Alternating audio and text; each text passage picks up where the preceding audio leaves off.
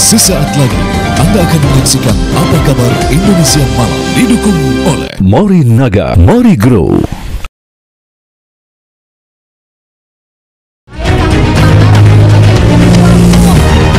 Kaesang didapuk menjadi Ketua Umum Partai Solidaritas Indonesia 2 hari setelah menjadi kader. Akankah ini menjadi sinyal dukungan Jokowi?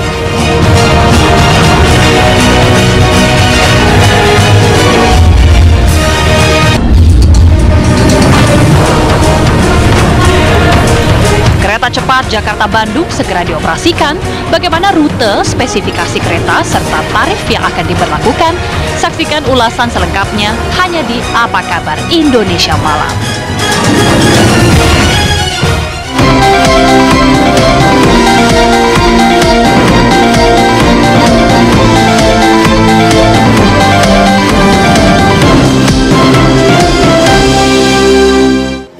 Indonesia Malam selengkapnya.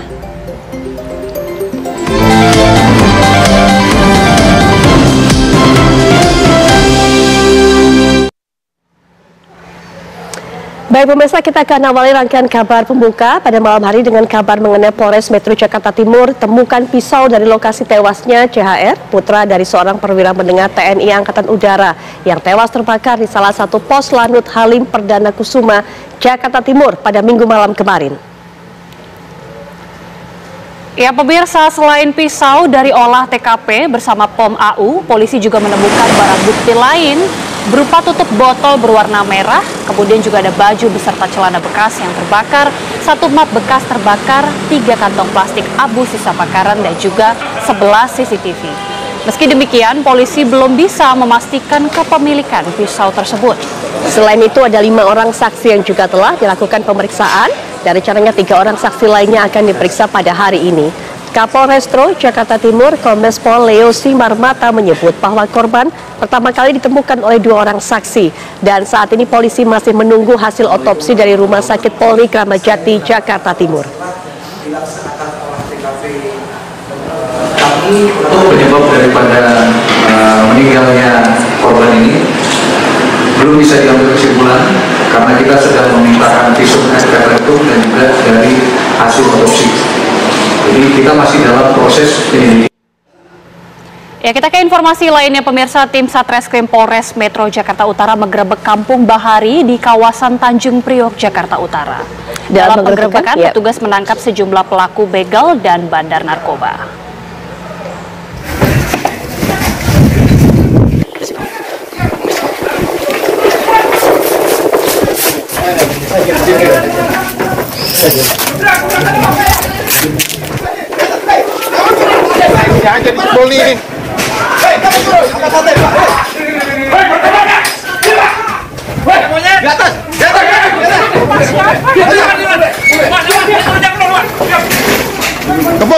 Kebong, rumahnya kebong nih.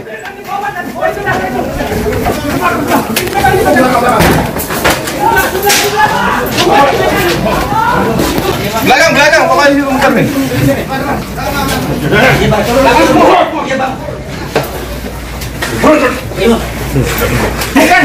Inilah situasi penggerebekan di Kampung Bahari di kawasan Tanjung Priok, Jakarta Utara. Sasaran kepolisian di kampung ini adalah para pelaku begal dan bandar narkoba. Para pelaku yang mengetahui kedatangan petugas berusaha melarikan diri, namun usaha tersebut sia-sia karena petugas kepolisian sudah mengepung lokasi tersebut. Dari sejumlah rumah yang digeledah, petugas menemukan sejumlah pemuda yang masih tertidur usai pesta narkoba, serta mengamankan sejumlah motor dari hasil begal.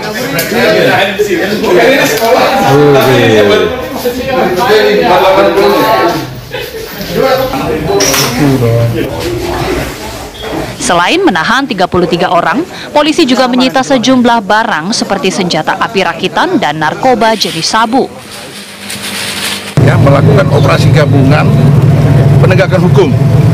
Ya, sasarannya pelaku begal, ya, barang bukti yang terkait dengan aksi begal yang selama ini meresahkan masyarakat. Kemudian target yang lain, narkoba, pelaku dan jaringannya, kemudian barang bukti, ya, jaringan pelaku curanmor yang selama ini kami duga kuat bersembunyi ya di wilayah Konfis Bahari. Kini, para pelaku dan barang bukti dibawa ke Mapolres Jakarta Utara untuk didata, mengetahui para peran pelaku, serta diproses lebih lanjut. Dari Jakarta, Dava Akbar, TV One mengabarkan.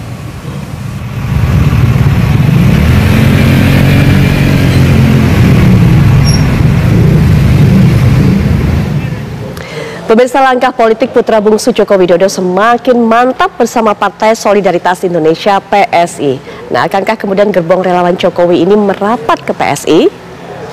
Dan bukan pengalaman atau keahlian, apalagi kepandaian. Tidak terdengar ada fit and proper test dalam pemilihan Ketua Umum PSI. Jelas figur Kaesang ini kemudian menjadi ataupun jaga sebagai anak dari Jokowi yang melekat menjadikan Kaesang sebagai seorang Ketua Umum. Saya Kaesang Pangarep, Ketua Umum PSI saat ini. Langkah politik putra bungsu Joko Widodo semakin mantap bersama Partai Solidaritas Indonesia atau PSI. Setelah semalam dikukuhkan sebagai Ketua Umum PSI di Jakarta Theater, Jakarta Pusat. Mana solidaritasmu? Bukan pengalaman atau keahlian, apalagi kepandaian. Tidak terdengar ada fit and proper test dalam pemilihan Ketua Umum PSI. Jelas, figur Kaesang dan Jokowi lah yang melekat menjadikan Kaesang sebagai Ketua Umum. Mimpi PSI ke Senayan sudah sejak lama. Apakah partai yang kini dinakodai suami Erina Gudono itu mampu berlayar hingga ke sana?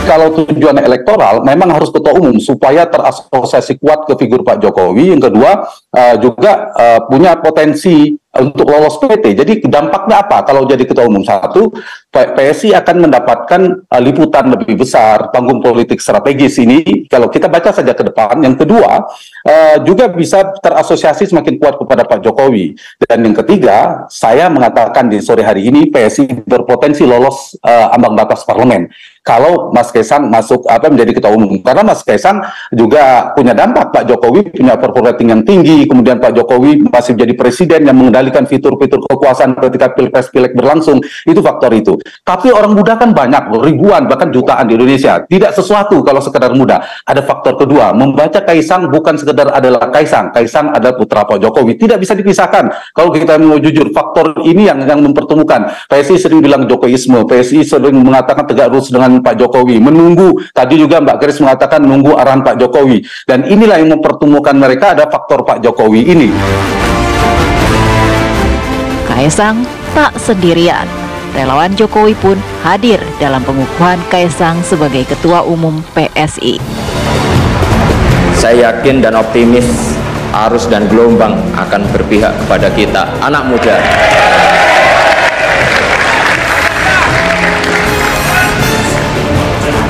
Terima kasih juga atas kehadiran. Di sini tertulisnya 137 organ relawan Pak Jokowi.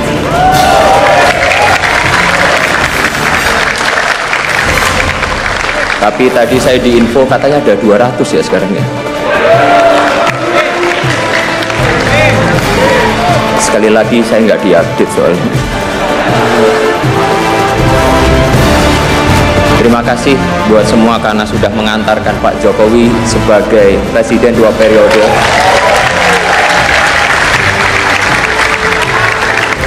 Dan masih setia bersama beliau sampai sekarang dan semoga selamanya.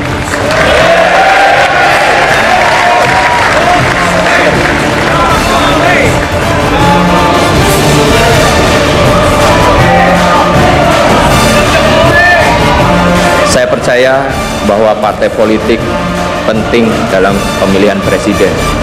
Namun belum tentu kandidat tersebut menang tanpa ada dukungan dari relawan yang bergerak dengan ikhlas tanpa pamrih. Sekali lagi saya mengucapkan terima kasih yang banyak. Semoga kedepannya kita bisa berkolaborasi. Pria yang akrab dengan panggilan samaran Mawar itu juga mengajak relawan Jokowi yang belum berafiliasi agar bergabung dengannya. Nah, ini mereka juga ada Jokowers sejati yang percaya pembangunan 5 tahun terakhir harus dilanjutkan, bahkan harus ditingkatkan. Oleh karena itu, dengan kerendahan hati saya minta bantuan, kerjasama, dan dukungan para relawan dan pendukung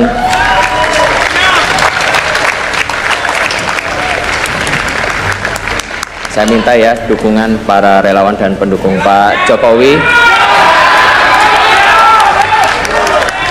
yang belum terafiliasi dengan partai tertentu agar menjadikan PSI sebagai rumah perjuangan bersama,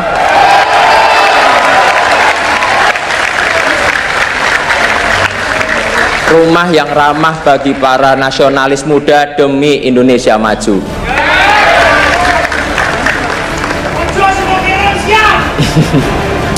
Untuk relawan Pak Jokowi, pasti ingatkan dengan pakaian saya ini.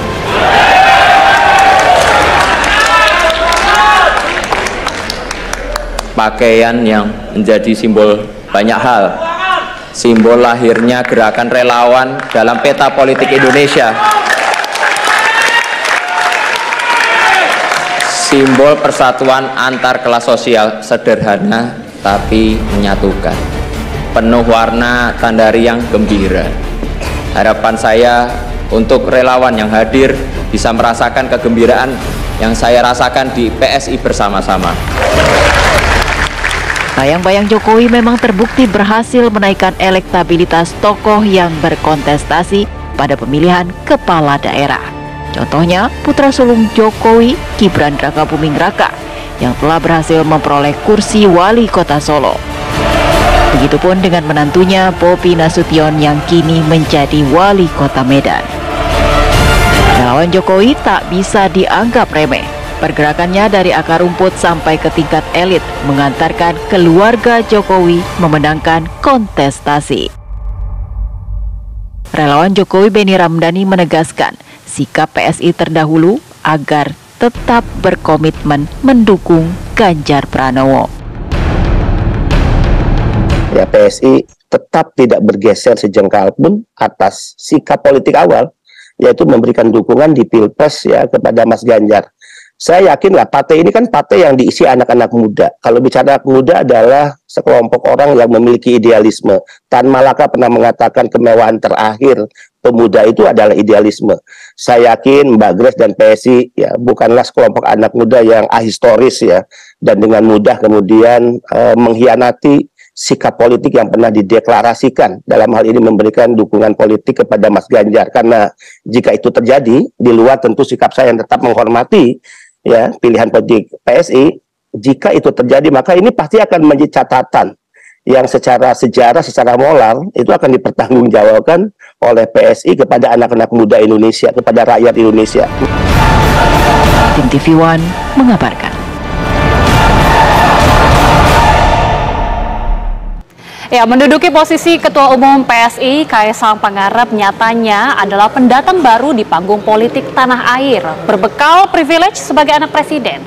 Dalam 2 malam karir politik sang putra bungsu presiden langsung melesat dari seorang kader menjadi Ketua Umum partai.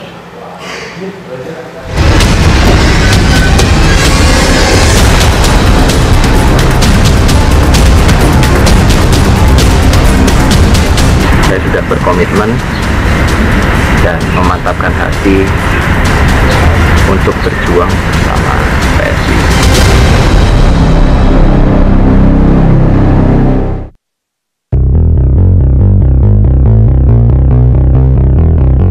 Nama Kaesang Pangarep memang sudah tak asing terdengar di telinga publik.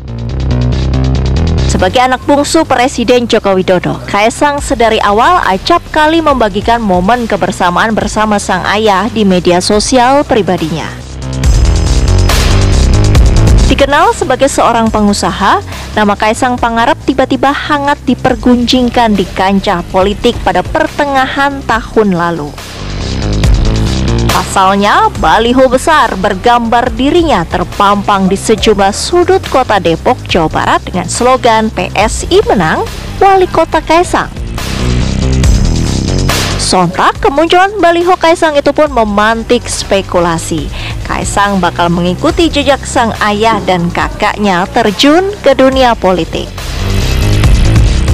Kendati sempat dibantah, nyatanya teka-teki itu terjawab sudah.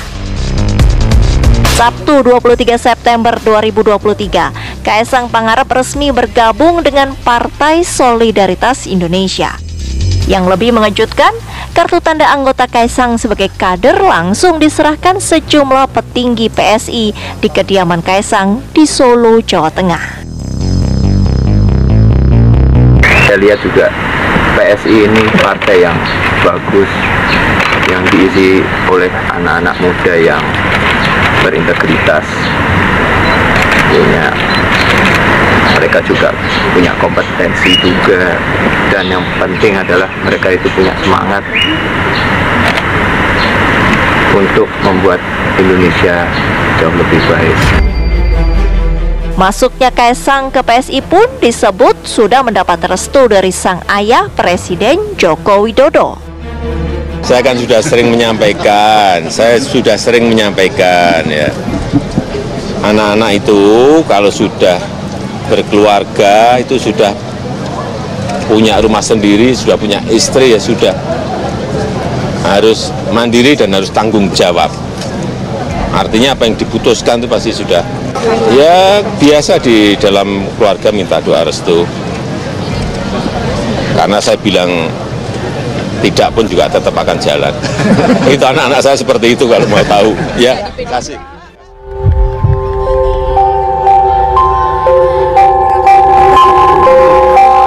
Kini Kaisang resmi menjadi Ketua Umum PSI. Sebagai anak presiden, tak bisa dipungkiri ia tentu punya privilege sehingga dalam 2 malam bisa duduk di pucuk pimpinan partai. Langkah politik Kaisang ke depan pun dinanti, apakah bakal semoncer sang ayah dan kedua kakaknya yang berhasil menjadi kepala daerah. Tim TV One mengabarkan. Mana solidaritasmu? Aku PSI 2024. Benar, pasti benar. Dan pemirsa, sebenarnya siapa sosok dari Kaisang Pangarep? Nah, kita akan lihat bersama bagaimana sebenarnya kiprahnya di dunia politik hingga saat ini ataupun juga dunia bisnis. Lahir di Surakarta pada 25 Desember tahun 1994, usianya juga cukup muda, 29 tahun. Dan inilah pendidikan yang pernah ditempuhnya, S1 Marketing di Singapore University of Social Science pada tahun 2019.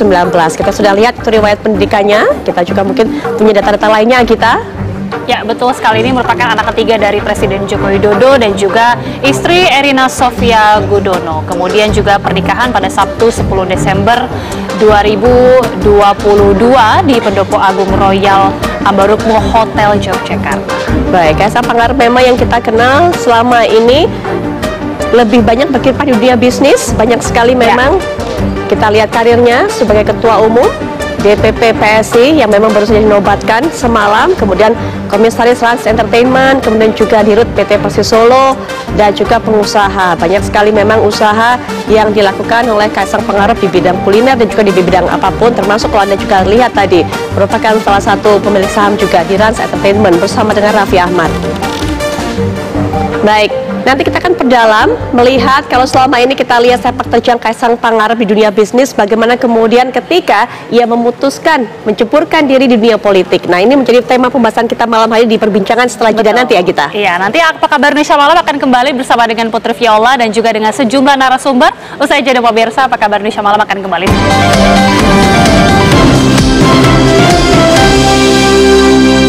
Kaisang Pangarep sebagai Ketua Umum Dewan Pimpinan Pusat Partai Solidaritas Indonesia DPP PSI periode 2023-2028. Dengan senyum sumringah, Kaisang Pangarep putra bungsu Presiden Joko Widodo menerima tampuk jabatan Ketua Umum Partai Solidaritas Indonesia.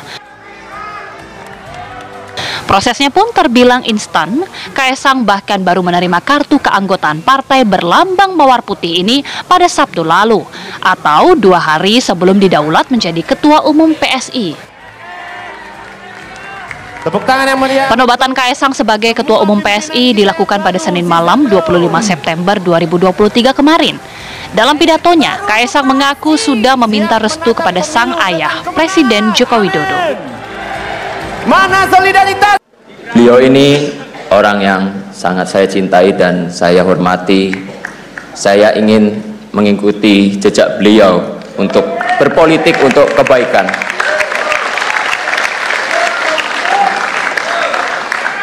Kepada Bapak, saya ingin menyampaikan izin saya mau menempuh jalan saya, Pak.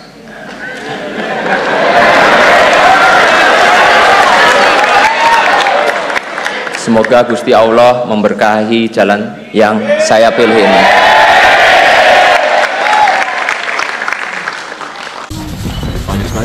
Bergabungnya Kaesang ke PSI memang berbeda jalan dengan Gibran Rakabuming Raka, kakaknya yang menjabat Wali Kota Solo, serta Bobi Nasution, kakak iparnya yang menjabat Wali Kota Medan. Keduanya menjadi kader PDIP hingga kemudian memperoleh restu menduduki jabatan tersebut. Bergabungnya Kaesang dengan PSI seakan memunculkan banyak tanya. Sebenarnya, kemana dukungan Jokowi saat Pilpres mendatang? Akankah tegak lurus pada Ganjar Pranowo yang telah didapuk sebagai bakal calon presiden PDIP, partai yang juga mengantarkannya pada jabatan presiden 2 periode, atau justru pada Prabowo Subianto yang belakangan terlihat akrab dengan PSI? Akankah relawan Jokowi juga turut serta memberi dukungan pada PSI juga Prabowo? Tim TV One mengabarkan. Dalam waktu yang cukup singkat setelah bergabung dengan Partai PSI, Kaesang Pangarep kemudian dinobatkan sebagai Ketua Umum. Hal ini membuat publik bertanya-tanya, mengapa pilihannya berbeda dengan ayahnya, dengan kakaknya yang memilih untuk bisa bergabung di PDI Perjuangan? Apakah ada suara pembelotan? Nah, nanti kita akan bahas bersama, termasuk juga melihat kemana kemudian arah suara pendukung dari PSI ini. Apakah memang mengarah memberikan dukungan kepada Prabowo Subianto ataupun juga kepada Ganjar Pranowo? Bukan cuma itu, kemana juga suara para relawan Jokowi yang mungkin juga bisa berpotensi mengekor ada di belakang dari Kaesang Pangarep. Untuk bisa memberikan pandangan pada malam hari ini sudah hadir di samping saya mewakili suara PDIP yang kita juga nantikan ada tidak ya sanksi kepada Kaesang mengenai hal ini, karena kan kalau di peraturannya ADART-nya memang seluruh anggota keluarga ini harus satu partai. Nanti Bang Ruhut Sitompul akan jelaskan kepada kita. Malam Bang Ruhut. Malam. Gimana kabar? Sehat?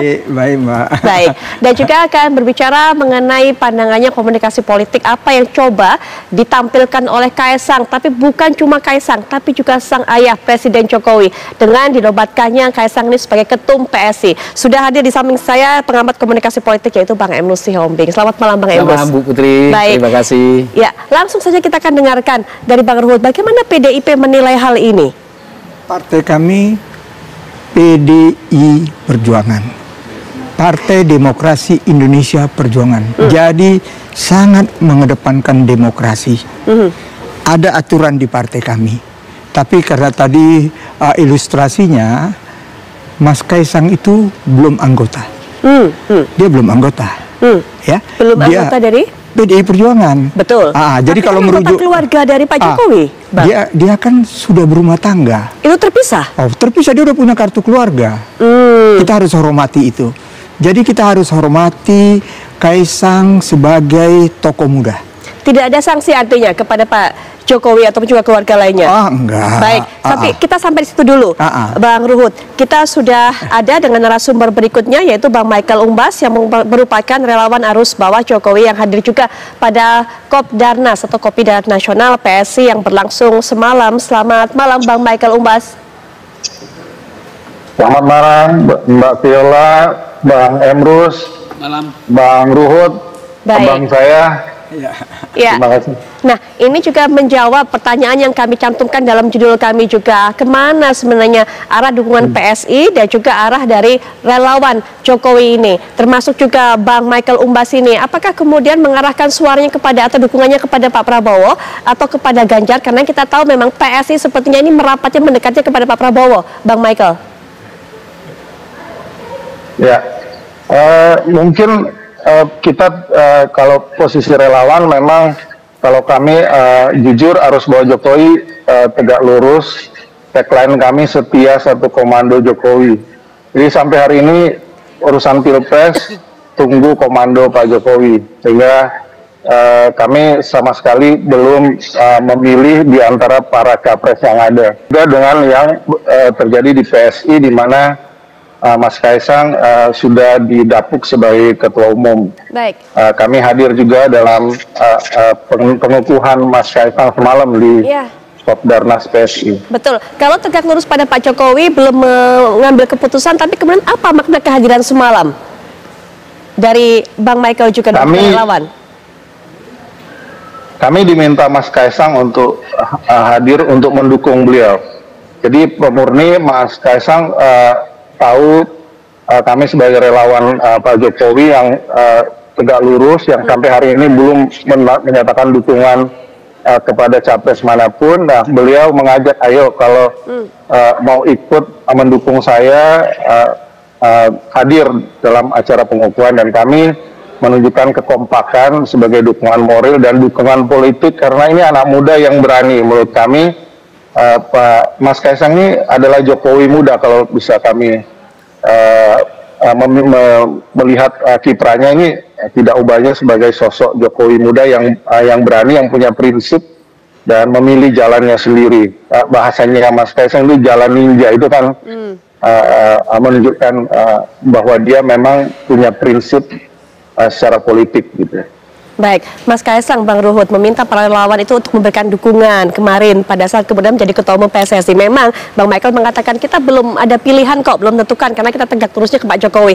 Tapi bukannya tidak mungkin keesokan harinya atau besok-besok nantinya kesempatan lain begitu, Mas Kaisang juga sama akan meminta para relawan ini memberikan dukungan juga kepada sesuai dengan arah dari PSI, sesuai dengan arah dari Mas Kaisang. Yang tentunya kalau kita sekarang lihat ya mungkin arahnya ke Prabowo Subianto, Bang Ruhut. Itu kita dalam berpolitik, kami bangga dengan ketua umum kami, Ibu Megawati Soekarno Putri, negarawan sejati. Melihat perkembangan seperti ini, orang boleh komentar apa ya mengenai sepertinya ada apa nih ya, tapi Ibu sangat menilai peristiwa ini dengan tenang. Ya, tidak ada masalah kok. Bahkan kita kan bisa lihat Kaisang sebagai seorang tokoh muda, dia sangat menghormati etika. Dia mau maju, dia pamit kepada istrinya tercinta. Udah itu dia minta restu kepada ayahnya. Dia kan memang belum berpolitik, tapi apapun yang dilakukan oleh Mas Kaisang, pembelajaran bagi semua tokoh-tokoh muda. Dan PDI Perjuangan, sekjen saya, Mas Hasto, objektif mengatakan, marilah sahabat-sahabat muda, mulailah terjun, ikut partai politik. Nah, itulah PDI Perjuangan. Kami sangat wise. Hanya sebatas itu, tapi mungkin nanti apakah tidak ada kekhawatiran dari PDI Perjuangan bahwa Mas Kaisang ini akan membawa arah dukungannya, begitu kan, para relawan ini bukan kepada Mas Ganjar, tapi kepada Prabowo. Tapi nanti mungkin Bang Ruhut, termasuk Bang Emrus juga bisa berikan nanti pandangannya sebenarnya apakah ini merupakan salah satu bentuk Pak Jokowi kembali lagi seperti yang dulu disebut main dua kaki, tetaplah di PDIP ke Pak Ganjar, tapi kemudian punya anak juga yang di PSI yang mengarahkan dukungan kepada Pak Prabowo. Nanti kita akan bahas saat lagi.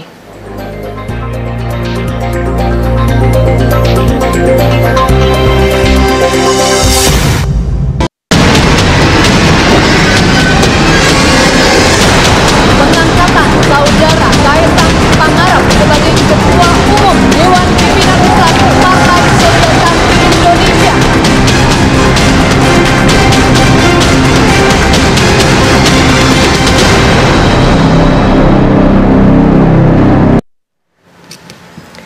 Pemirsa, Wali Kota Solo yang juga kakak kandung dari Kaisang Pangarep, Gibran Raka Buming Raka, enggan berkomentar soal terpilihnya sang adik menjadi Ketua Umum PSI. Gibran tak ingin turut campur urusan partai lain karena memang dirinya merupakan kader PDI Perjuangan.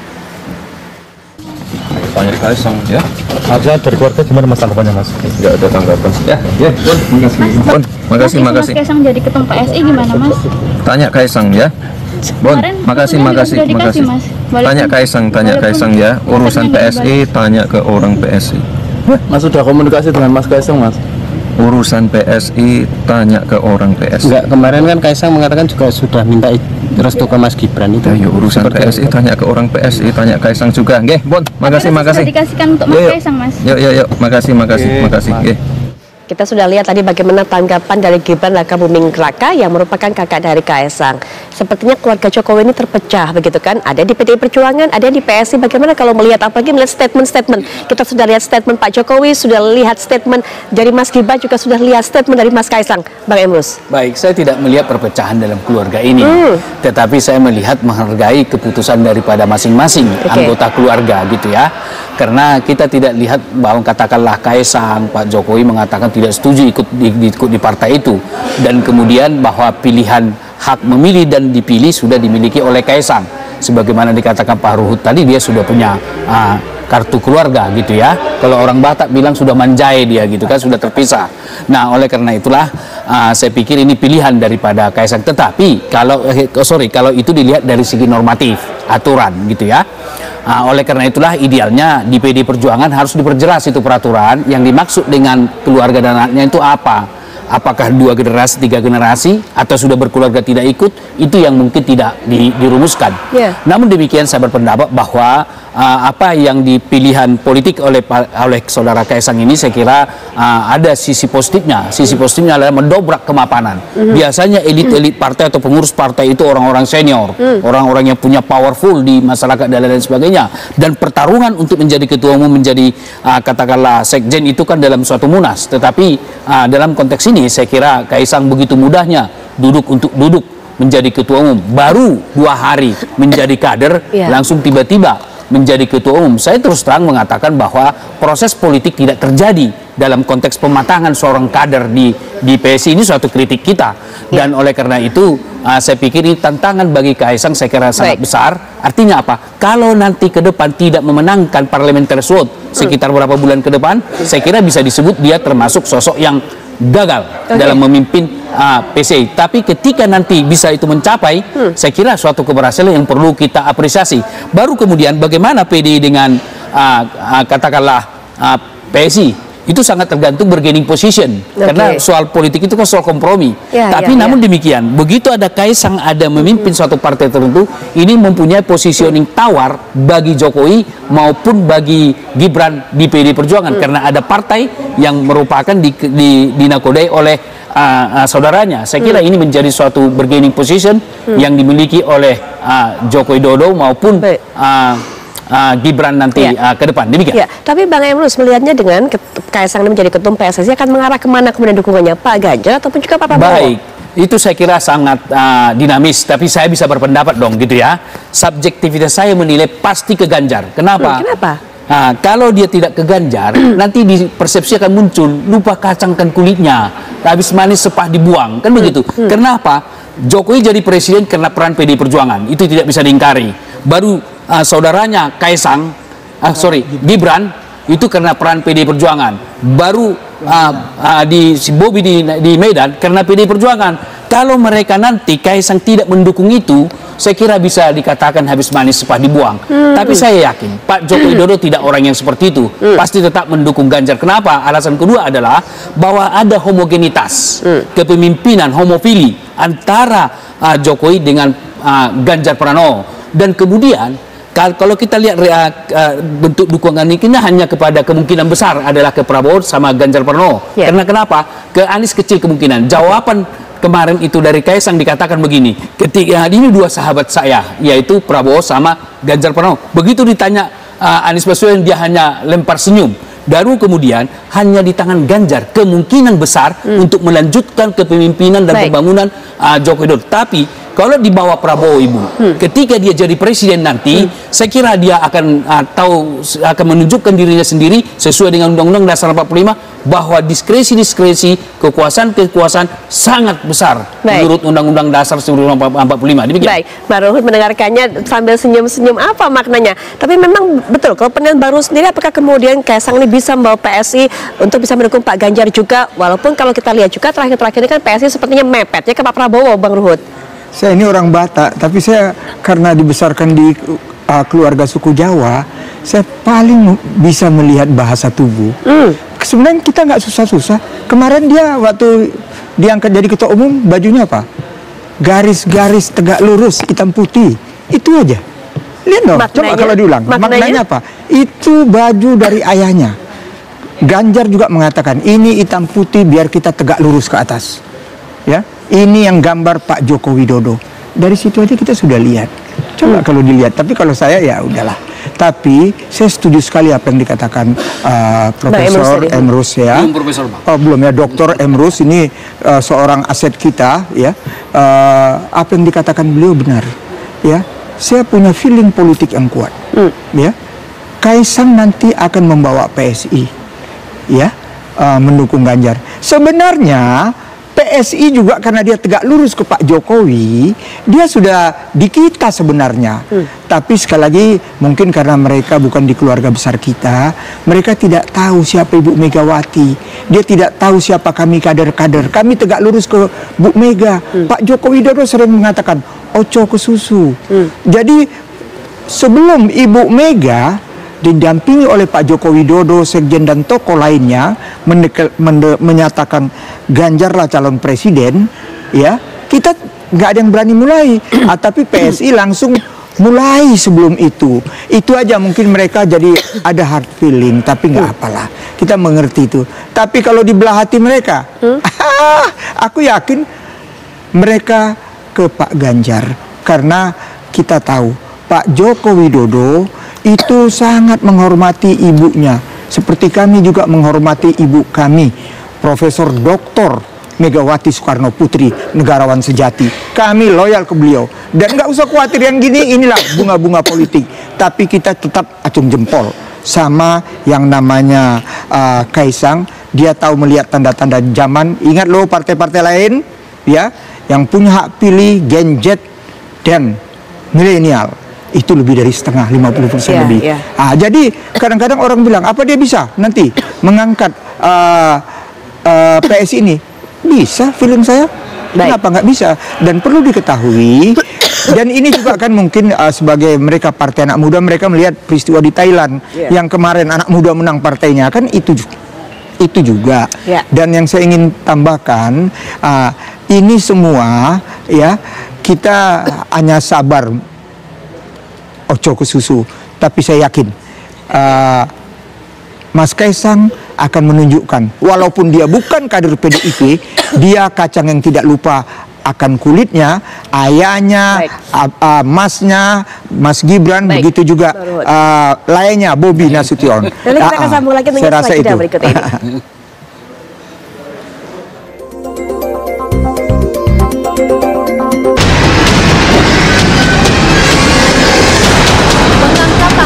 Saudara Kaisang Pangarep sebagai Ketua Umum Dewan Pimpinan Pusat Partai Sosialisasi Indonesia.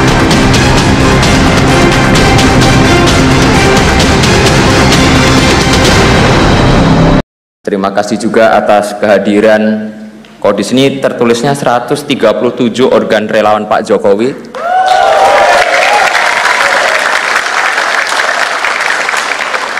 Tapi tadi saya diinfo katanya ada 200 ya sekarang ya. Sekali lagi saya nggak diupdate soalnya. Terima kasih buat semua karena sudah mengantarkan Pak Jokowi sebagai presiden 2 periode.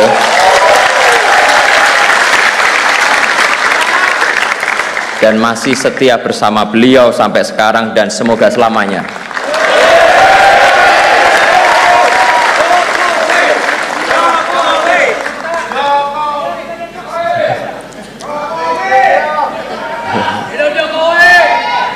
Saya percaya bahwa partai politik penting dalam pemilihan presiden.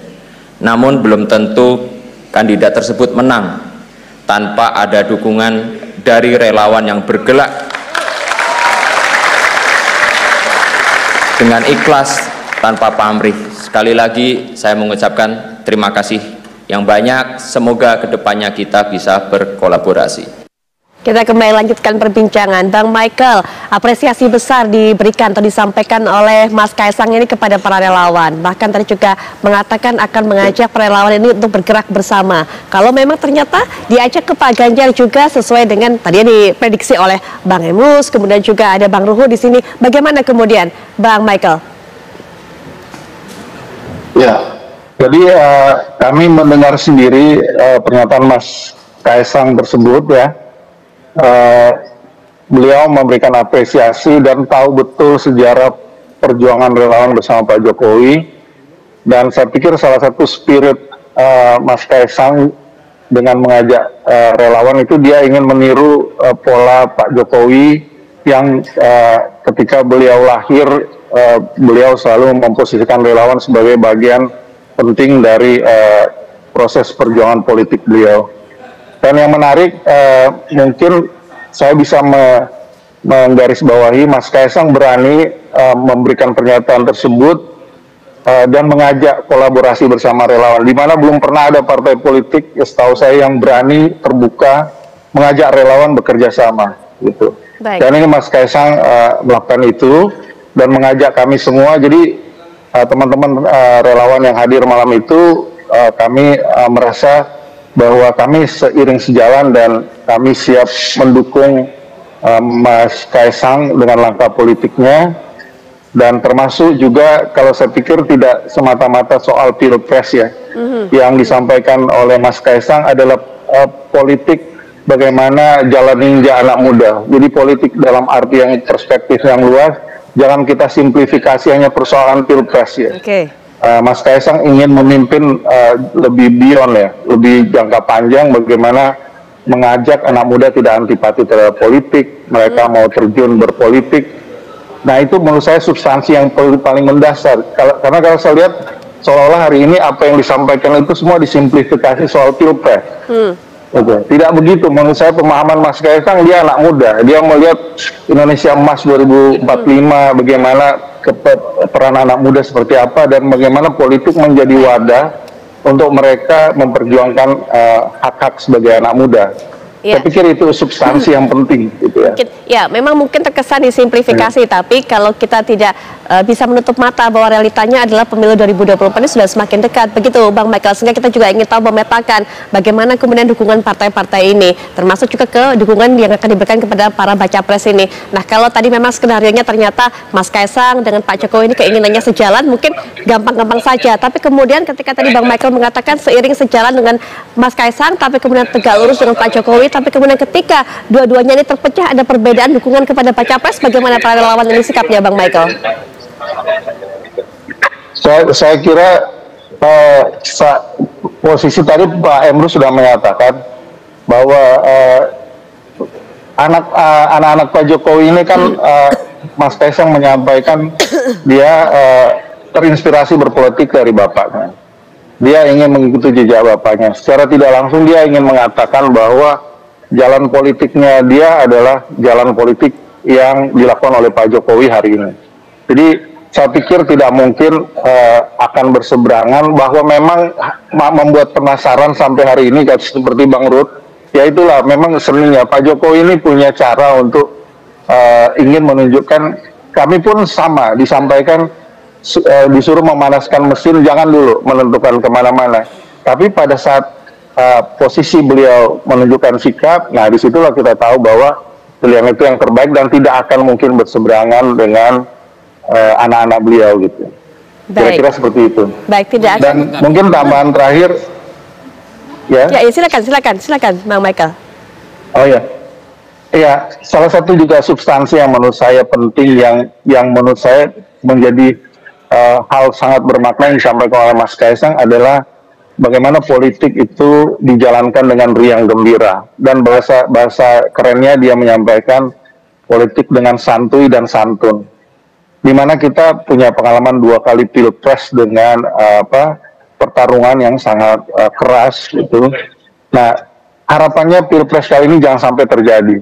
Dan Mas Kaisang sebagai anak muda berani menyampaikan itu, memberi pesan kepada kita semua bahwa pilpres kali ini tidak boleh terulang lagi permusuhan yang saling tajam. Dan dia menyampaikan udah santai aja, anak muda berpolitik beda pilihan nggak masalah gitu. Ya, mungkin sebelum kira-kira seperti itu. Baik, Bang Michael, sebelum ke Bang Ruhut nanti kita minta pandangannya karena memang sepertinya para relawan yakin nih seiring sejalan semuanya suaranya antara ayah dengan anak. Tapi Bang Emrus sempat mau menambahkan tadi katanya. Baik, saya kira saya setuju dengan Pak Michael dikatakan simplifikasi, tidak sekedar simplifikasi dalam konteks Pilpres. Kalau memang benar PSI tidak simplifikasi, seharusnya pemilihan ketua umum juga tidak simplifikasi. Bukankah itu menyederhanakan persoalan? Hanya 2 hari baru kader lalu terpilih. Kemudian kritikal kita lagi, kalau memang setuju dengan simplifikasi tidak simplifikasi, artinya bahwa sebaiknya juga ada dibuka anggarannya. Apakah benar biaya partai ini dari kader-kadernya yang muda? Jangan-jangan yang membiayai itu seusia saya. Kalau seusia saya yang membiayai nanti, berarti kepentingan politik saya ada di dalam. Tidak benar juga muda. Baru yang ketiga adalah bahwa PSI kan tegak lurus dengan Pak Joko Widodo. Pak Joko Widodo kan tegak lurus dengan PDI Perjuangan sebagai kader. Jadi 2 kali tegak lurus. Artinya dari sudut itu sudah bisa kita maknai bahwa PSI karena tegak lurus dengan Pak Joko Widodo, otomatis PSI harus tegak lurus dengan calon yang diusung PDI Perjuangan. Karena dua-duanya kalau dia nanti menyimpang mendukung Prabowo, berarti mereka tidak tegak lurus dengan Joko Widodo. Artinya bahwa Joko Widodo sementara tegak lurus. Jadi oleh karena itu saya melihat bahwa sangat besar kemungkinan PSI di bawah kepemimpinan Kaisang akan mendukung Ganjar Pranowo karena 2 kali tegak lurus. Baik, kita bicara mengenai tegak lurus, tapi ada satu kata yang menggelitik digunakan oleh Bang Michael, digunakan oleh Bang Emrus, masalah simplifikasi. Banyak yang mengatakan memang kok bisa sesimpel itu ya, Kaisang kemudian kepilih jadi ketua umum, karbitan. Banyak yang sekali mengatakan itu. Kalau di PDI Perjuangan yang memang kita kenal kaderisasinya berjalan dengan baik, bagaimana melihat hal ini? Oh iya, memang kalau di partai kami jelas ya kaderisasinya. Seperti saya sudah sekitar 8 tahun loh jadi anggota PDI Perjuangan. Tapi ya karena sistemnya yang sudah baik PDI Perjuangan itu, saya siap hanya sebagai anggota saja dulu. Tapi ini kebetulan PSI. Tidak ada maksud kita membicarakan PSI ya. Tadi Pak Emrus sudah mengupasnya, saya rasa perlu juga catatan buat PSI.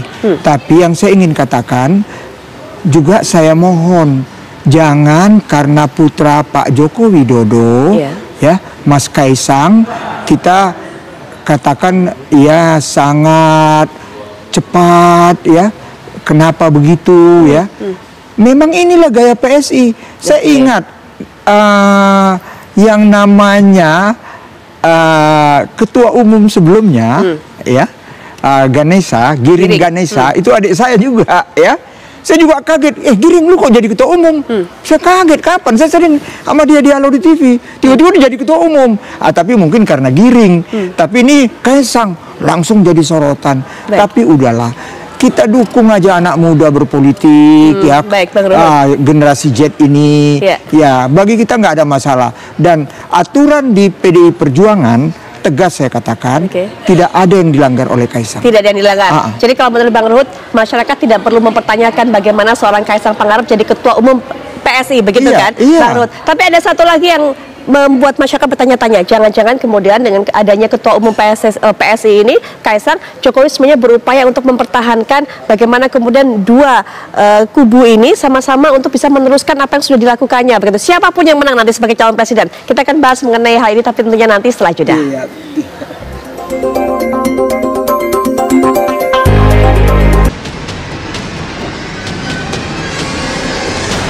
Pengangkatan saudara Kaisang Pangarep sebagai Ketua Umum Dewan Pimpinan Pusat Partai Solidaritas Indonesia.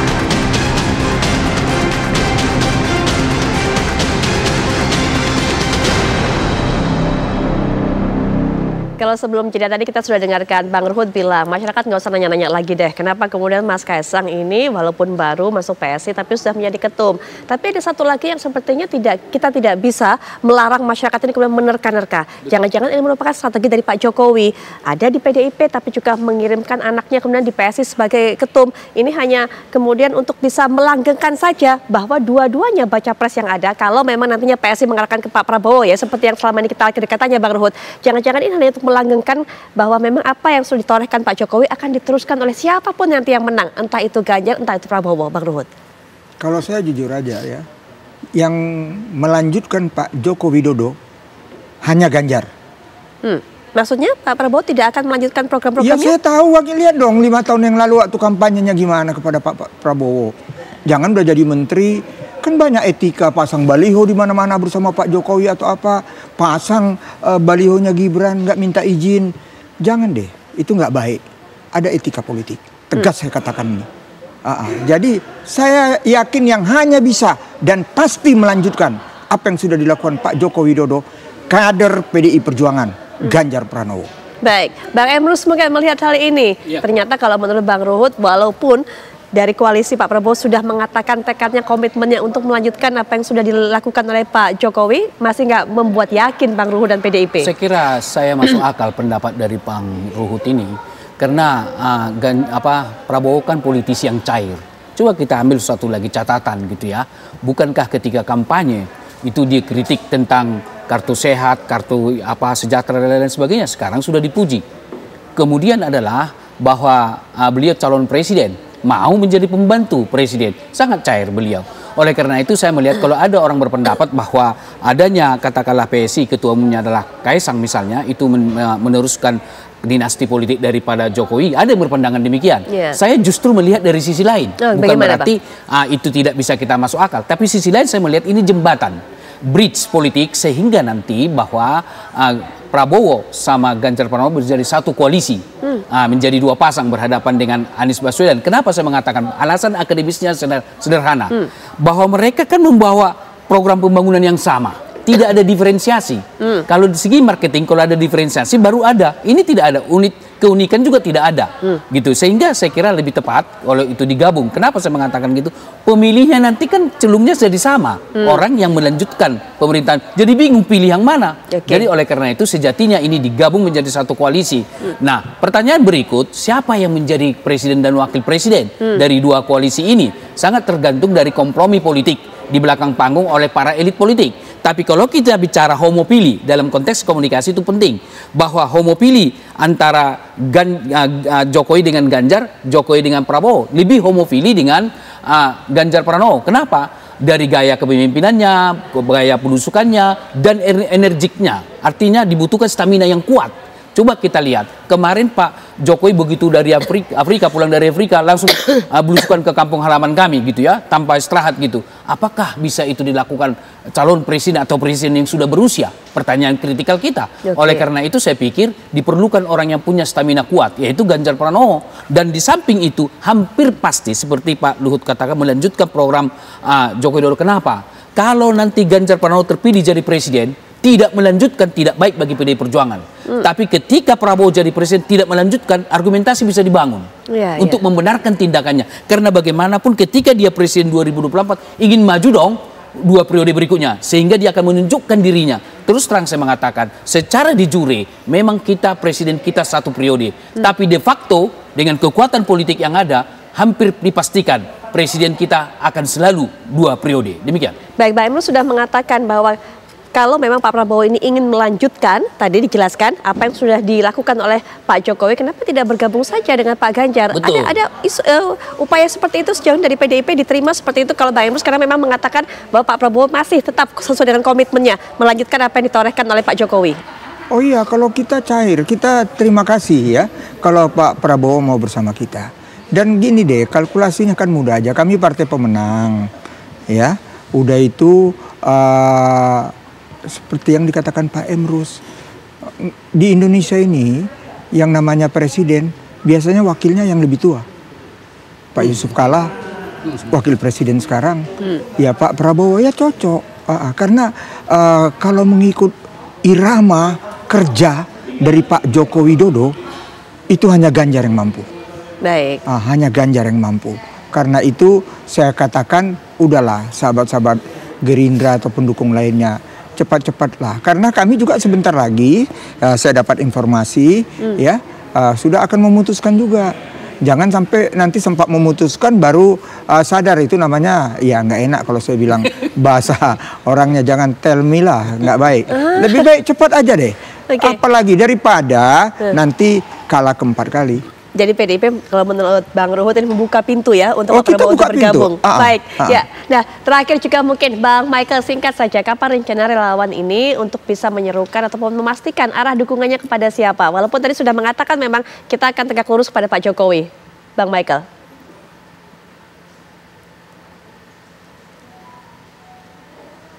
Bang Michael, maaf sepertinya masih di mute, kami belum bisa mendengar suaranya. Oh yes. Ya, terima kasih. Kalau kami memang dalam beberapa kali pertemuan dengan Pak Jokowi selalu bahasanya masih sama, ojo ke susu. Jadi jangan gerusa-gerusu, jangan buru-buru menentukan sikap. Dan itu sampai hari ini masih seperti itu. Jadi kami tetap masih menunggu perintah atau komando Pak Jokowi kemana kami akan berlalu. Mau Ganjar oke, mau ke Pak Prabowo oke juga. Intinya kami ikut, karena Pak Jokowi yang paling tahu kemana, karena beliau paling sangat tahu mana yang bisa menjadi suksesor beliau. Kita nggak bisa terlalu jauh menginterpretasi selain beliau sendiri. Beliau yang paling tahu, kira-kira seperti itu. Baik, Bang Michael, terima kasih sudah memberikan pandangannya mengenai hal ini. Bang Ruhut juga terima kasih. Kita tunggu tuh undangan dari Bang Ruhut akan terwujud nyata, termasuk juga prediksi dari Bang Emrus. Tapi terima kasih Bang Emrus, Bang Ruhut. Dan juga nanti setelah jeda, kita akan membawa Anda untuk bisa mengetahui lebih jelas lagi data dan fakta mengenai kereta cepat. Begitu ya Gita ya? Iya, betul sekali Putri dan juga pemirsa. Nanti usai jeda kita akan kembali memperdalam bagaimana kemudian kereta cepat Jakarta-Bandung ini dari sisi rute, kemudian spesifikasi, dan juga tentunya dari sisi anggaran ataupun tarifnya. Saat lagi pemirsa, tetaplah bersama kami.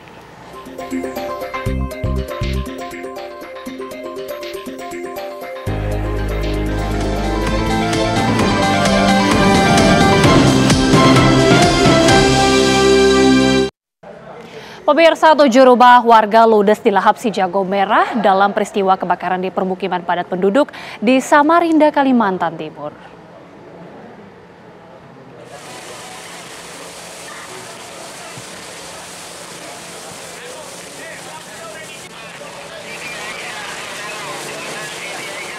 Ya, kobaran api menghanguskan permukiman warga di Jalan R.E. Marta Dinata dan juga Jalan Siti Aisyah, Kelurahan Teluk Lerong, Kota Samarinda, Kalimantan Timur, menjelang subuh pagi tadi.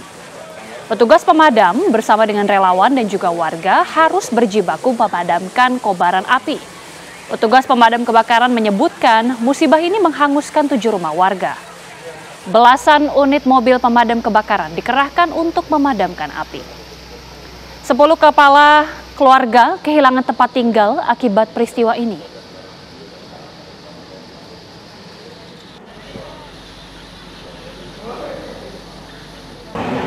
Ya, pemirsa, seorang wanita selamat dalam kecelakaan maut di eksit Tol Bawen. Berikut kami hadirkan informasinya untuk Anda. Kecelakaan maut yang terjadi pada Sabtu lalu. Dalam rekaman CCTV di depan persimpangan eksit Tol Bawen, Semarang, Jawa Tengah, memperlihatkan detik-detik kecelakaan maut yang terjadi pada Sabtu lalu. Tampak truk tak bisa dikendalikan dan kemudian menabrak belasan kendaraan yang sedang berhenti karena lampu merah lalu lintas. Dan seorang perempuan bernama Deni Danasari menjadi salah satu korban selamat dalam kecelakaan tersebut. Kan posisi memang lagi lampu merah. Memang posisi yang kanan itu kan memang nggak ada kendaraan ya, maksudnya masih kosong kan, tapi memang dari sebelah kiri itu banyak kendaraan. Nah, dari arah belakang itu tiba-tiba ada klakson panjang, bunyi klakson panjang, terus udah dari si truk ini udah nabrak motor sama mobil. Yaudah itu karena posisi kan saya di sebelah kiri tapi deket marka itu, garis marka itu, ya saya kena tembok dari kendaraannya, terus kendaraannya sempat moleng juga kan, terus akhirnya ya bablas depannya itu. Baik, posisi di depan sendiri ya, gimana? Posisi di tengah-tengah, di lampu merah itu tapi tengah-tengah, tapi di posisi di sebelah kiri dekat marka sebelah bagian kanan. Berarti kesenggol kendaraan lainnya? Kesenggol kendaraan lainnya yang ditabrak dari truknya itu. Meski Denny selamat, namun penumpang yang diboncengnya alami patah tulang dan sepeda motornya pun rusak akibat kecelakaan.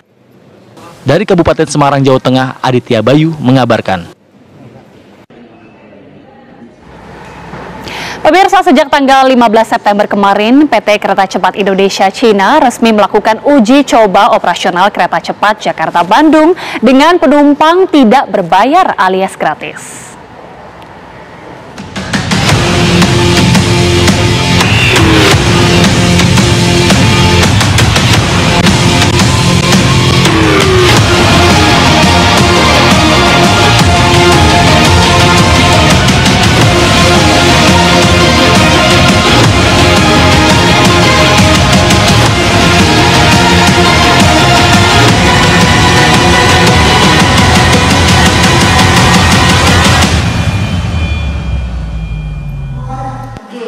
PT Kereta Cepat Indonesia Cina resmi melakukan uji coba operasional dengan rute Jakarta-Bandung.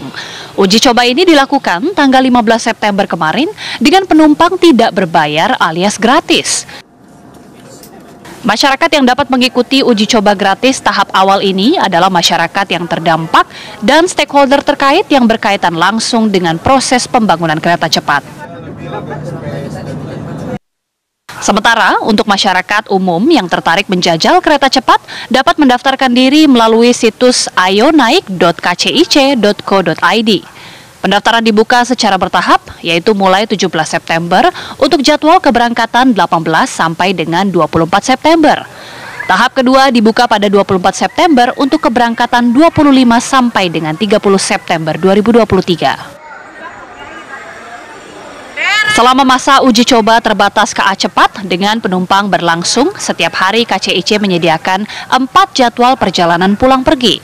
Sehingga total terdapat 8 perjalanan KA yang beroperasi dengan kapasitas 2.200 tempat duduk. Untuk memastikan keselamatan, penumpang dilindungi dengan asuransi perjalanan yang diberikan pihak KCIC. Tim TV One mengabarkan.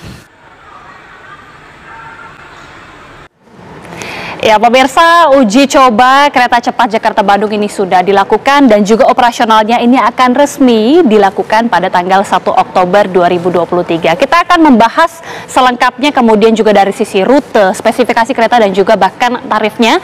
Sudah bersama kami hadir Masyarakat Transportasi Indonesia, Mas Aditya Dwi Laksana. Selamat malam, Mas Aditya. Selamat malam, Mbak Gita. Mas Aditya, ini kan sudah akan diuji coba, sudah uji coba bahkan ya, sudah dari tanggal 15 September, kemudian juga nanti pada tanggal 1 Oktober akan dilakukan operasional secara resmi. Nah, bagaimana kemudian melihat sejauh ini kesiapan dari operasional kereta cepat Jakarta-Bandung ini, Mas? Saya rasa begini, Mbak Gita, selama 2 minggu ini kan kereta cepat sudah diuji coba, bahkan sudah mengajak publik untuk menikmati perjalanan kereta cepat meskipun baru 2 stasiun ya, dari Halim sampai Tegaluar. Dari situ sebetulnya publik bisa mengambil kesimpulan dari sisi operasional keretanya itu sebetulnya sudah siap untuk dioperasikan.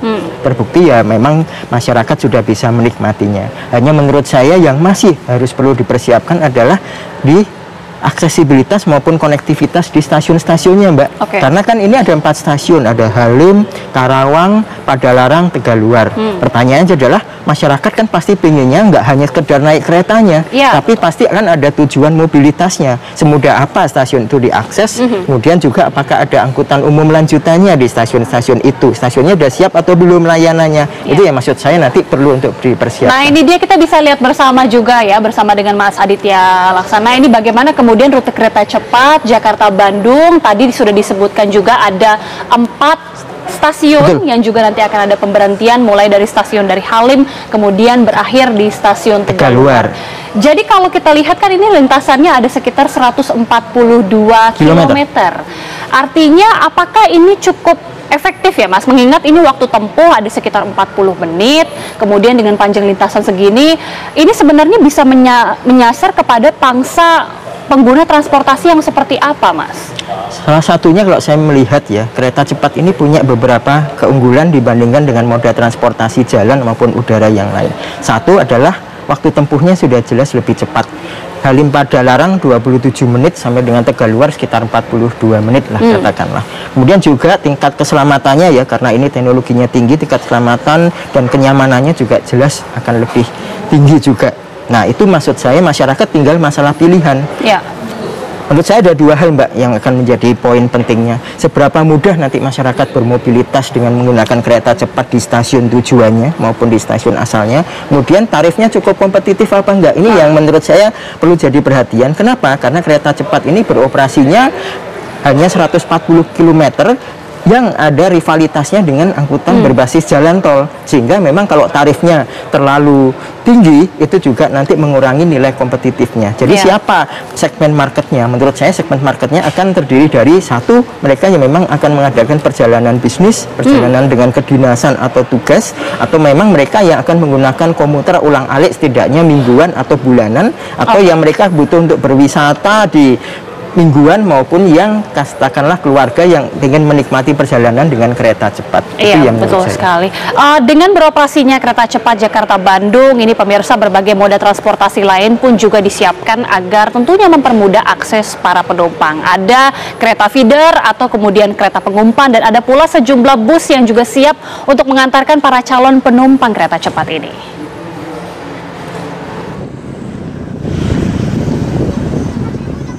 Perjalanan yang dijangkau kereta cepat Jakarta-Bandung membentang dari stasiun Halim Jakarta Timur hingga stasiun Tegaluar Bandung Timur, serta sebaliknya. PT KCIC memastikan akses menuju stasiun-stasiun tersebut tercukupi dengan menggunakan sejumlah moda transportasi, mulai dari kereta feeder atau pengumpan hingga bus. Selain itu, integrasi antar moda juga kita lakukan kerjasama dengan sejumlah operator untuk stasiun Tegaluar, seperti misalnya untuk Damri, kemudian juga bus kawasan pengembang Sumarekon itu juga sudah tersedia di stasiun Tegaluar. Teman-teman mungkin tadi sudah bisa melihat ya, ada shuttle bus Sumarekon dan juga Damri di stasiun Tegaluar. Damri ini nanti akan langsung terhubung ke area di sekitar kawasan Soekarno-Hatta seperti itu. Pool bus Damri tersedia di Jalan Soekarno-Hatta dan shuttle bus tersedia di kawasan Mall Sumarekon. Dari sini, penumpang bisa menuju ke stasiun kereta cepat di Tegaluar sesuai dengan jadwal perjalanan bus. Dari mulai jam 7 pagi sampai jam 15.45 yang terakhir. Kita jalan itu sehari itu 5 rit. 5 rit dalam tenggang waktunya 30 menit per perjalanan. Cuman 10 kilo. Di stasiun Tegaluar selama masa uji coba gratis bagi masyarakat umum, suasana membludak. Para calon penumpang mengantre untuk mencoba naik kereta api cepat pertama Indonesia ini. Dari Kabupaten Bandung, Jawa Barat, Endra Kusuma, TV One mengabarkan.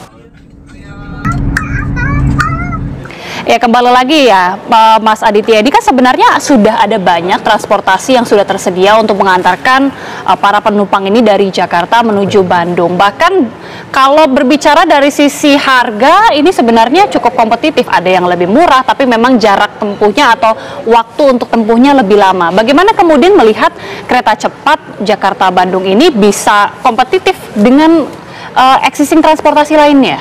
Ya, saya pikir masing-masing pasti punya plus minusnya ya Mbak Gita. Kalau kita melihat kereta cepat, pasti plusnya adalah membeli waktu atau hemat waktu pertama. Kedua, menurut saya tidak semua masyarakat itu kebutuhannya dari pusat kota ke pusat kota. Karena bagaimanapun juga pasti masyarakat tidak semuanya tinggal di pusat kota. Pasti banyak juga yang tinggal di Bandung bagian barat, Bandung bagian timur, tinggal juga di kawasan Karawang Selatan, tinggal juga di kawasan Jakarta Timur, Jakarta Selatan, sehingga buat mereka pilihan kereta cepat menjadi salah satu pilihan mereka. Itu sebetulnya yang pertama. Yang kedua adalah tergantung juga seberapa nanti operator kereta cepat itu menyediakan angkutan di setiap stasiun itu yang terkoneksi dengan baik, misalnya mereka tujuannya ke pusat kota, kemudian juga seberapa mudah akses stasiunnya. Kalau berbicara mengenai existing transportasi yang kompetitornya sudah jelas ada kereta api. Nah, ini kita bisa lihat bersama langsung ya Pak ya. Ini ada kereta cepat, kemudian versus dengan kereta dari tarifnya sendiri. Ini kalau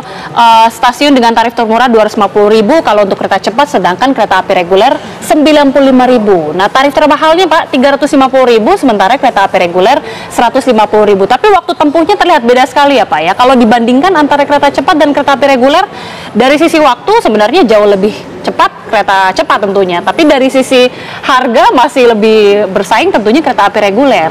Ini mungkin saya perlu koreksi Mbak Gita, karena tarif termahalnya kereta misalnya reguler Argo Parahyangan itu untuk kelas eksekutif sekitar 250.000. Sekitar 250.000. 150.000 ini adalah untuk tarif ekonomi premium. Jadi dengan 250.000 sebetulnya tidak terlalu jauh berbeda dengan 250.000 sampai dengan 350.000. Hanya waktu tempuhnya memang 3 jam. 3 jam jauh lebih lama. 3 jam 10 menit. Tapi mari kita lihat 45 menit itu baru sampai di stasiun Tegaluar atau Padalarang 27 menit, sehingga perlu waktu lagi untuk kalau tujuannya. Makanya sekali lagi tergantung tujuannya. Nah, karena ini operatornya sama-sama di bawah PT KAI, sebetulnya tinggal PT KAI membuat segmentasi market yang berbeda saja. Misalnya Argo Parahyangan bisa untuk kereta api kelas ekonomi premium saja, waktu tempuhnya lebih panjang tapi melayani lebih banyak, berhenti di setiap stasiun, sehingga Argo Parahyangan bisa tetap survive, masyarakat bisa shifting ke kereta cepat yang ingin waktu lebih cepat misalnya. Nanti kita juga akan melihat bagaimana kemudian perbandingan antara kereta cepat juga dengan existing transportasi lainnya. Tapi pemirsa, ini juga yang menjadi pertanyaan ya, apakah kemudian kereta feeder ataupun kereta atau transportasi lainnya yang mengangkut kereta cepat jika sudah sampai di stasiun Tegaluar ini sudah betul-betul mumpuni dan juga sudah siap, dan apakah efektif juga? Nanti kita akan bahas lagi usai jeda pemirsa.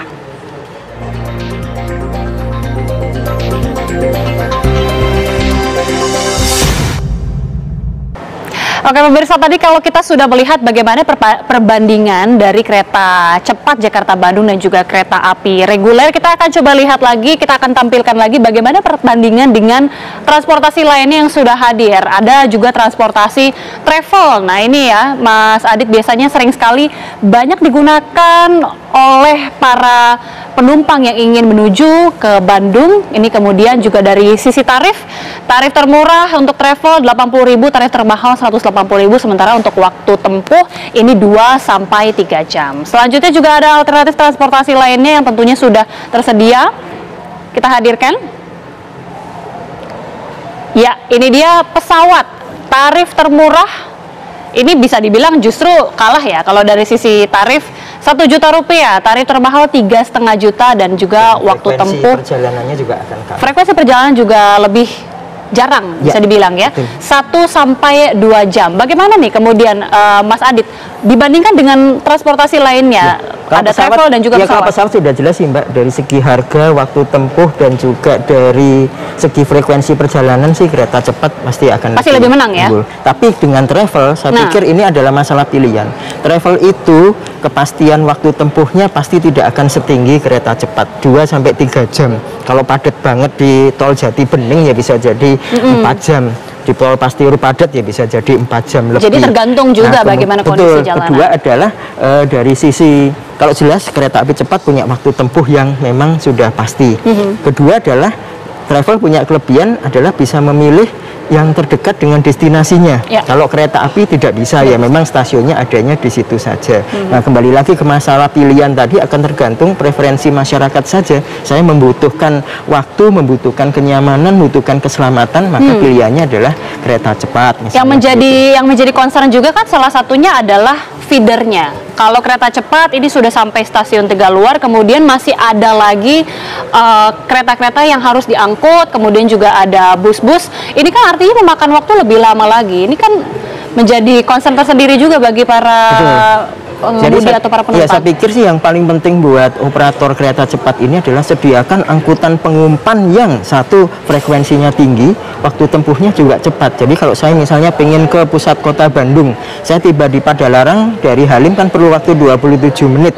Saya di situ tidak harus menunggu lama, sudah tersedia kereta feeder langsung ke stasiun Bandung, katakanlah dengan waktu tempuh 15 menit, waktu tunggunya 10 menit. Jadi kalau dijumlah sekitar 50 menit, saya sudah tiba di pusat kota Bandung kalau startnya dari Halim. Nah, itu menurut saya sih masih memberikan keunggulan kompetitif ya, misalnya dibandingkan dengan jalan raya. Nah, sekarang tinggal masalah pricingnya. Pricing menentukan Mbak Gita. Kalau saya secara individual mungkin pricingnya terjangkau 300.000. Tapi kalau saya perjalanan wisata satu keluarga 4 orang, tidak mungkin. Nah, itu kan skala ekonominya, jadi mungkin akan berpikirnya, wah lebih mending naik kendaraan pribadi, kan begitu seperti Kalau itu. berbicara dari keluarga, penumpangnya kan banyak. Ini kita juga hadirkan bagaimana dari sisi transportasi mobil pribadi. Nah, ini dia.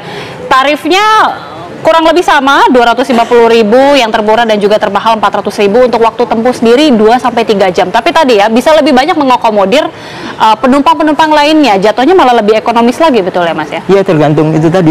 Pilihannya adalah jumlah individu yang akan menggunakan kendaraan pribadi tadi, dan kemudian yang perlu dipertimbangkan juga adalah jalan tol itu sudah akan semakin lama akan semakin padat, terutama di masa liburan atau di masa lebaran misalnya. Jadi saya sebetulnya optimisnya adalah di masa akhir pekan, liburan dan lebaran, kereta api cepat ini menurut saya okupansi penumpangnya akan bisa lebih mudah didapat ketimbang ketika hari kerja. Nah, hari kerja itu menurut saya tantangannya adalah bagaimana bisa melakukan shifting dari yang mereka tadinya menggunakan travel, kendaraan pribadi maupun kereta api existing, pindah ke kereta cepat. Tapi kereta api existingnya juga tetap mendapatkan segmen market yang baru dengan cara seperti saya sampaikan tadi, menyinggahi stasiun yang lebih banyak, waktu tempuhnya lebih panjang. Nah, hingga ada pilihan untuk bicara masyarakat. dari kereta api cepat ini kan kita juga tahu ya bahwa ini adalah proyek yang sangat prestisius dan juga membanggakan, bahkan teknologinya cukup mutakhir. Ini kita juga bisa hadirkan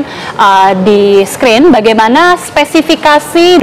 Nah, ini tipe kereta CR 400 AF dan juga pengembangan CRRC King Dao Sifang. Ini merupakan spesifikasi langsung dari kereta cepat Jakarta-Bandung, artinya menggunakan teknologi yang cukup termutakhir, dan kita ketahui bersama ini adalah kereta atau proyek kereta cepat yang juga kemudian juga memakan biaya yang tidak murah, bahkan mencapai 110 triliun rupiah. Untuk kecepatan maksimum 350 km per jam. Ada banyak negara juga yang tentunya juga menghadirkan kereta api cepat, dan ini salah satunya adalah yang di kereta Jakarta-Bandung dari PT KCIC atau Kereta Cepat Indonesia Cina. Dan juga selanjutnya pemirsa, ini adalah spesifikasinya, panjang 209 meter, lebar 3,36 meter, tinggi 4,05, konsumsi energi sekitar 25 kV, 50 Hz AC, dan juga sensor keselamatan 2500 sensor. Mas Adit melihat teknologi ini apakah sudah cukup mutakhir atau bagaimana dari teknologi spesifikasi kereta cepat Jakarta Bandung? Concern pada dua hal saja, Mbak. Pertama ini adalah jenis sarana kereta yang paling baru untuk kereta cepat. Bahkan memang dari yang terbaru juga, yang sebetulnya keunggulannya adalah dua hal, minim kebisingan dan mereduksi getaran itu sangat terasa. Jadi perjalanan itu benar-benar bisa sangat nyaman karena minim kebisingan dan minim getaran walaupun kecepatannya tinggi.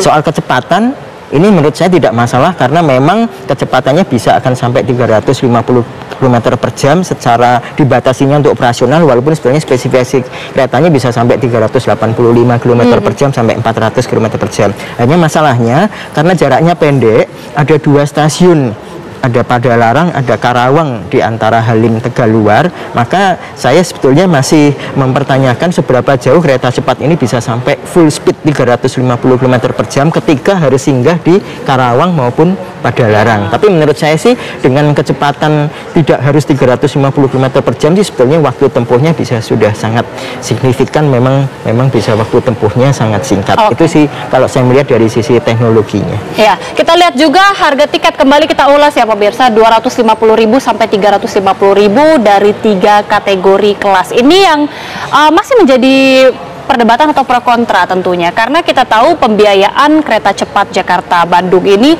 110 triliun rupiah, bahkan juga dengan skema peminjaman juga tenornya hingga mencapai 40 sampai 50 tahun. Tapi bagaimana kemudian sejarah kereta cepat tidak hanya Jakarta-Bandung, tapi kita akan melihat lebih jauh sejarah kereta cepat dari masa massa dan juga dari beberapa negara lainnya hingga menjadi moda transportasi modern saat ini. Berikut pemirsa.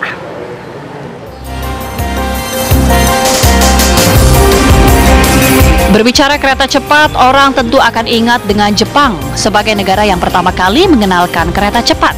Ya, kereta Shinkansen dikenalkan pemerintah Jepang pada tahun 1964 untuk memperingati Olimpiade musim panas yang diselenggarakan di Tokyo. Kecepatan kereta Shinkansen generasi pertama ini menembus 210 km per jam dan menjadikannya kereta tercepat di dunia untuk saat itu.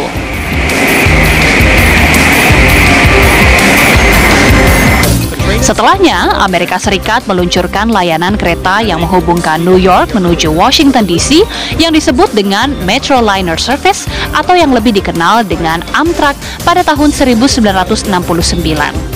Sejatinya, peluncuran Amtrak adalah untuk menyaingi ketenaran Shinkansen di Jepang.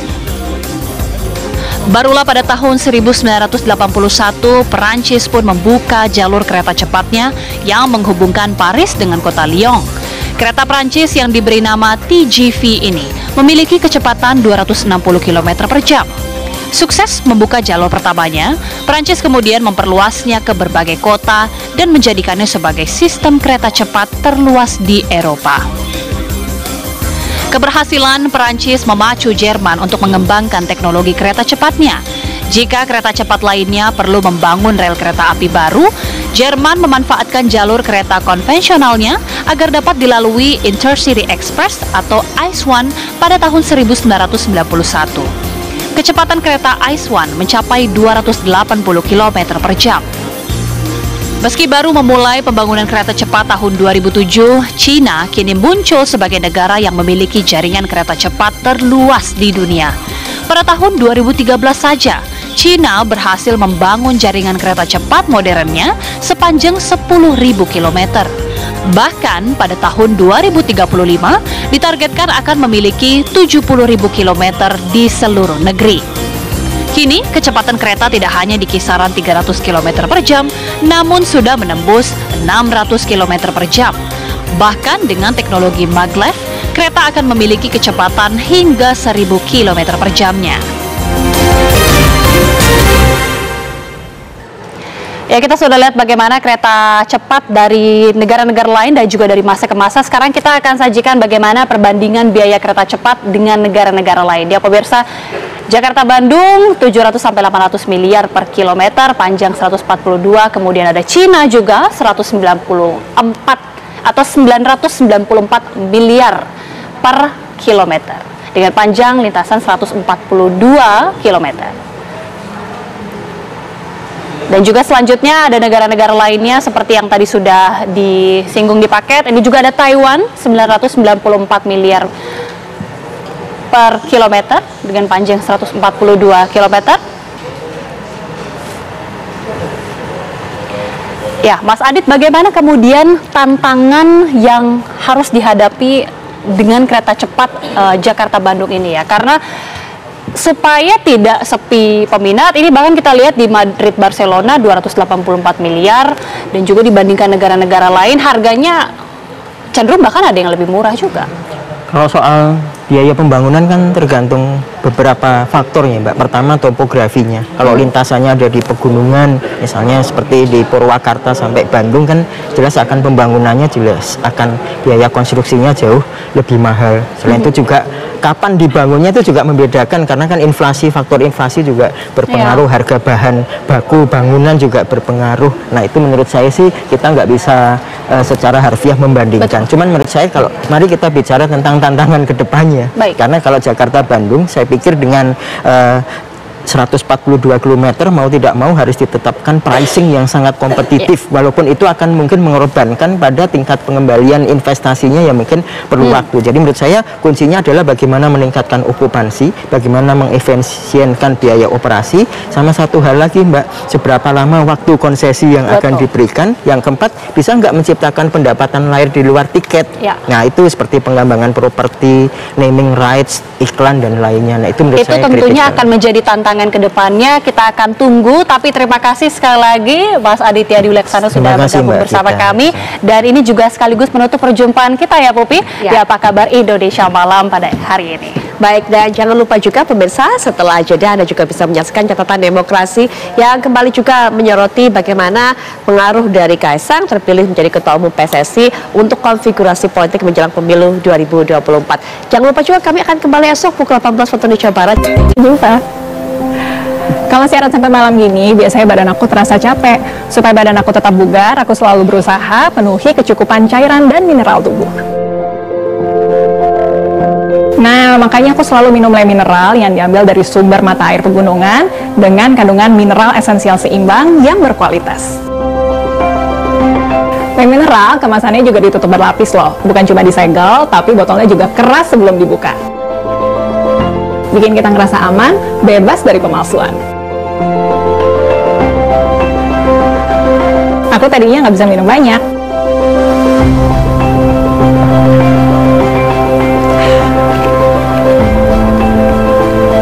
Tapi beda kalau minum Le Mineral, rasanya enak, gak bikin enak. Jadi kalau harus tugas keluar lapangan, aku juga nggak perlu khawatir kalau harus beli air mineral di mana aja. Kamu juga jangan lupa rutin minum Le Mineral ya.